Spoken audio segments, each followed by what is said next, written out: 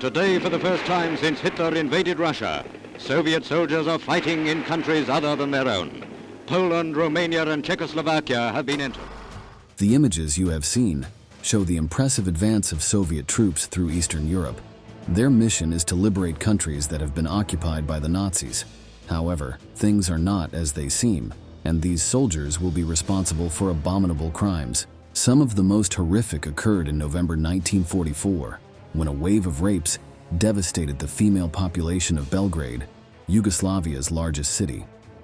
The nation had spent the last 3 years controlled by a Nazi occupation government, but, paradoxically, it was not its conquerors who began the campaign of abuse. On the contrary, those responsible were those who, supposedly, came to free them, the soldiers of the Red Army, the armed wing of the Soviet Union, and which was at the service of Comrade Joseph Stalin. The Russian troops were not content with expelling the invaders, but claimed the Yugoslav women as their own. They did not treat them as people, but as objects to which they could do whatever they wanted, and also destroy. One of the best-known cases of this sadistic moment was when the attackers captured a girl to rape. The person who lived with her was an adult woman, who was the mother-in-law of the previous one. She refused to let the Soviets enter her room because she knew that if she allowed it, they would throw the girl on the mattress and proceed to abuse her. Finally, the solution they came to was to execute the woman at point-blank range and then rape the woman while she was still alive. These types of anecdotes are common during this dark period in Yugoslavian history. Today, in this new episode, we will tell you everything about her. To understand this history, we have to go back to the last stage of World War II. Between September 15th and November 24th, 1944, the Belgrade Offensive took place, one of the most important military operations of the war. The objective of the maneuver was to free Yugoslavia from the clutches of the Nazis, who had taken over the country years before. Those dark days were coming to an end, and, as the Allies advanced, the Third Reich teetered on the brink of the abyss. Now, the Soviet Union's Red Army, Yugoslav partisans, and the Bulgarian armed forces had united to expel Hitler's followers. The city of Belgrade was directly under the control of the Wehrmacht, which had wreaked havoc on its population. This was because, in 1941, the Germans had bombed the city, destroying 50% of the infrastructure and leaving thousands of civilians and soldiers dead. In the following years, the new authorities carried out a purge with the aim of exterminating all opponents of Nazism. Members of the resistance were seen hanging from poles in the middle of the street, and it was not unusual to see the corpses of enemies floating down the Danube River. At the same time, the hardships of the war soon reached Belgrade, causing the amount of daily food a person received to go from 400 to 200 calories in April 1942. This means that they barely received a measly plate of rice per day. As the days went by, they lost so much weight that they looked like skeletons. Famine, therefore, took another few thousand Yugoslavs. One of Yugoslavia's most important anti-fascist leaders was Josip Broz, better known as Tito. He commanded a huge movement of communist guerrillas, the partisans, who dedicated themselves to fighting the Nazis for the freedom of their country. After the war, he would become a legend as well as the undisputed leader of the nation. This is what the following fragment of a British news program recorded in 1952 shows. Ever since the war, the state has been guided by Marshal Tito, that legendary hero of partisan activities which won the country its freedom. But let's not get ahead of ourselves, since at this point, Tito was a guerrilla seeking independence from Yugoslavia. Recovering Belgrade was one of his great obsessions, since he trusted that, if he took the capital, the rest of the nation would soon fall into his hands. In this way, the Communist Party would become the new Yugoslav authority and could redesign society to its liking, away from the Western capitalism that it so detested. However, Belgrade was well protected by the Nazis and their collaborators, so he had to wait for the right moment to try. The opportunity came on August 23, 1944, when Romania, hitherto Hitler's ally, changed sides and stopped supporting the Axis. Shortly thereafter, on September 8th of that same year, Bulgaria, which was also a satellite country of the Third Reich, did the same. It was at this moment when Tito made a pact with Stalin, and they prepared the offensive on Belgrade. Finally, after so much waiting, they were gambling all or nothing with the fate of the Balkans. In order not to be trapped between the Romanians and the Bulgarians, the Germans decided to organize a general withdrawal from Yugoslavia. Meanwhile, Tito's partisans, Bulgarian troops, and the Red Army advanced towards the capital city. The force, which was led by Russian generals, consisted of 580,000 men, 3,600 artillery pieces, 520 tanks, 1,400 aircraft, and 80 ships. On the other side, the Germans had 150,000 soldiers, 2,100 artillery pieces, 125 tanks, 350 airplanes, and 70 ships. Among the anti-Nazi fighters, there were a large number of Yugoslav volunteers. Most of them had joined the fight after the former king of Yugoslavia, who had been deposed by the Third Reich, declared himself in favor of Tito and encouraged the population to join his ranks. Here you can see some curious images that show them in the middle of a typical Yugoslavian dance.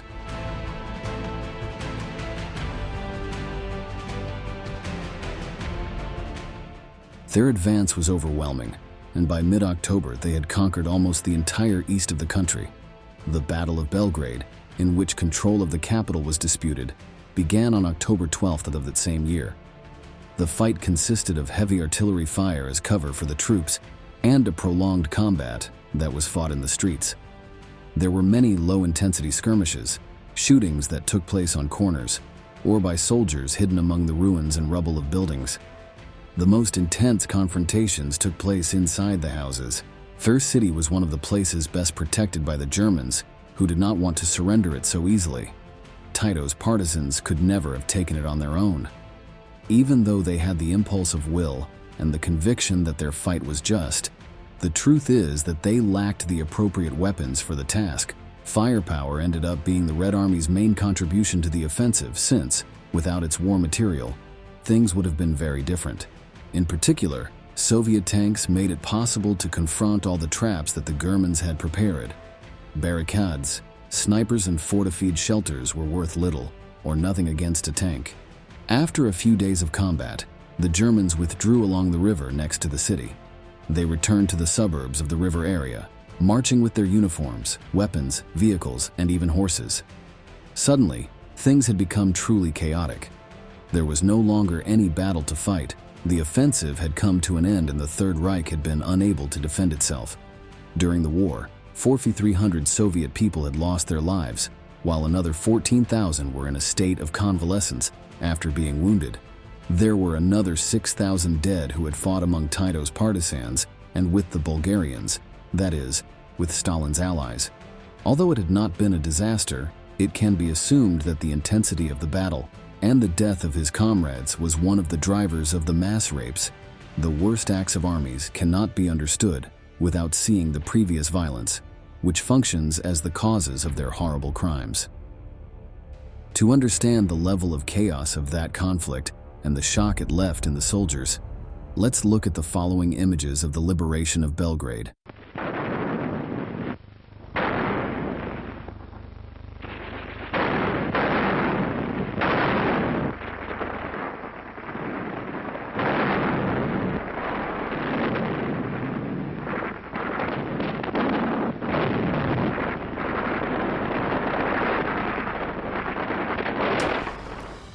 When the Germans already glimpsed defeat, they abandoned Belgrade completely. The city plunged into a kind of anarchy where Soviet soldiers roamed freely, blinded by bloodlust. The atmosphere of battle, blood, and death still permeated the air, and civilians were seen as possible threats or worse, as insects to be squashed.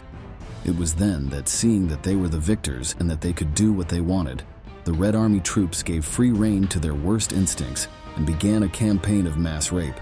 They marched street by street, entering houses and apartments in search of defenseless women. The Russians didn't care if they were old women, adults, teenagers, or girls. All they wanted was to vent their fury and satisfy their desires. The female population tried to hide in sewers, holes in the ground, sheds, basements, and attics. But all of this was useless. Sooner or later, while they were hidden in the shadows, trying not to make noise so that those passing by would not hear them, someone would discover them. And then, when the predators pounced on them, the torture session began. Sometimes the Soviets would capture them and then debate for endless minutes how they would take turns raping them. When a mother and her daughter were caught, heated arguments ensued about who would assault which woman. Meanwhile, they had to listen through tears as their fate was decided by these heartless beasts. The same situation was reproduced in the rest of the country. Throughout Yugoslavia, women were being violated by those who were supposedly coming to free them. They were no longer subject to the Nazis, but had now fallen under the clutches of the Red Army.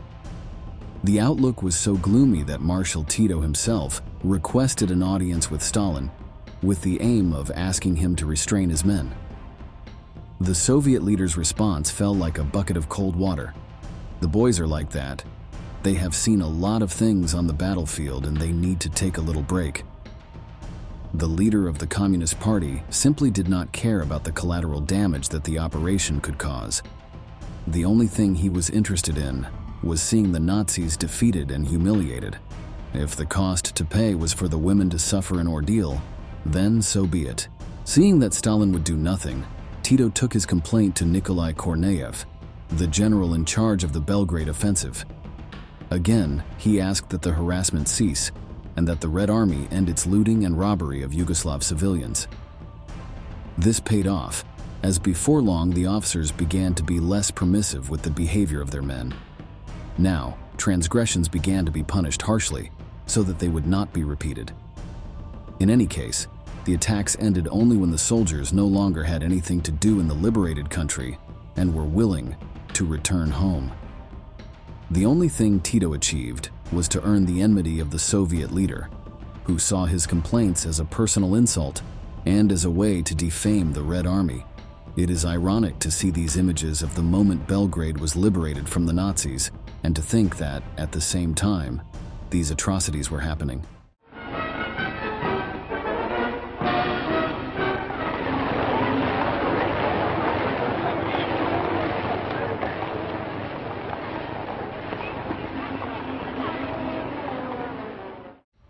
It is difficult to estimate the exact number of attacks, but it is known that they were concentrated in the northeastern region of present-day Serbia. By the end of 1944, more than 2,200 rapes had been recorded, just over 600 unsuccessful attempted sexual assaults, and 111 murdered women. Based on the testimonies, it is believed that the real number of abuses is around 5,000 cases, although since there was no systematic task to record the cases, it is impossible to know the extent of the violence. It should be remembered that the behavior of the Red Army during the Belgrade offensive was not strange at all. The same actions of looting, robbery, rape, and execution of civilians were reproduced in other territories through which he passed. Therefore, similar situations arose in Greece, Lithuania, Poland, Estonia, and Latvia. In total, specialists estimate that some 2 million European women were abused by communist troops, taking into account that up to 500,000 rapes occurred in countries like Hungary. There are those who say that the events in Yugoslavia were minor. This is an extremely controversial statement, and as you can imagine, not all historians agree with it. At the end of the offensive, the battle was almost immediately remembered. On June 19, 1945, the highest authorities of the Soviet Union established a military award for those who participated in this operation, the so-called Medal for the Liberation of Belgrade. For its part, the communist government inaugurated by Tito was responsible for celebrating the annual anniversary of the victory over the Nazis. This is a tradition that continues to this day, but the victims of the Red Army still do not have a significant place in remembrance. We reach the end of the video and we want to ask you, what do you think Stalin should have done with the Red Army rapists? Leave us your answer in the comments box below, and don't forget to subscribe to our channel to learn about many more military events that left their mark on history.